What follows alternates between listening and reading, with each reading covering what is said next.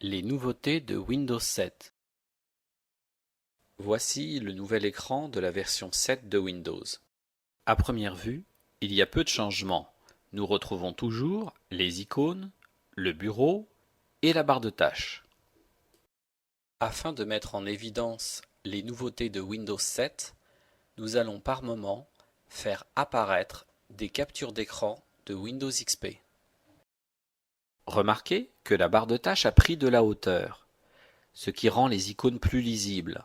Si vous regardez l'horloge, elle contient 2 lignes de texte contre une auparavant, ce qui permet d'afficher la date en abrégé. Si vous placez votre souris sur la date, une bulle affichera la date en entier, avec le jour de la semaine. Et si vous cliquez, une boîte de dialogue s'ouvre. Elle contient 2 parties.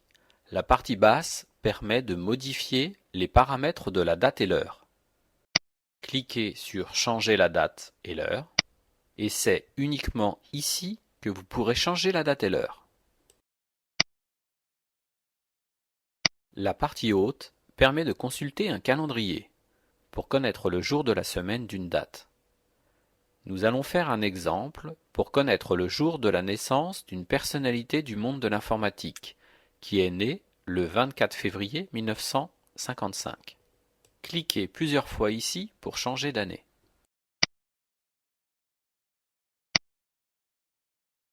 Vous pouvez aussi bien consulter une date dans le futur que dans le passé. Choisissez votre mois et vous pouvez voir que le 24 février 1955 était un mercredi.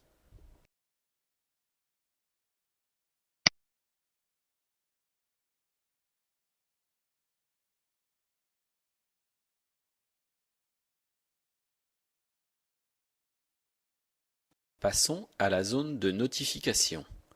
Elle affiche des indicateurs sur le fonctionnement de l'ordinateur. Par exemple, le niveau du son, la qualité de réception du signal Wi-Fi, le niveau de batterie pour les ordinateurs portables et la langue du clavier, comme AZERTY ou QWERTY. On peut voir encore d'autres indicateurs en appuyant sur ce bouton. Vous trouverez un indicateur pour toutes sortes de choses, comme gérer le pavé tactile ou l'antivirus. Avec le bouton personnalisé, vous pourrez décider des indicateurs qui seront affichés en permanence dans la barre d'état. Une autre nouveauté est très appréciable. C'est à propos des périphériques USB. Vous savez que vous devez déconnecter une clé USB avant de la débrancher de votre ordinateur. Dans les versions précédentes, quand vous aviez 2 clés USB de brancher, il n'était pas facile d'identifier la clé que vous vouliez retirer. Alors que maintenant, Windows vous affiche le nom de tous les périphériques USB connectés. Vous serez donc sûr d'éjecter le bon périphérique.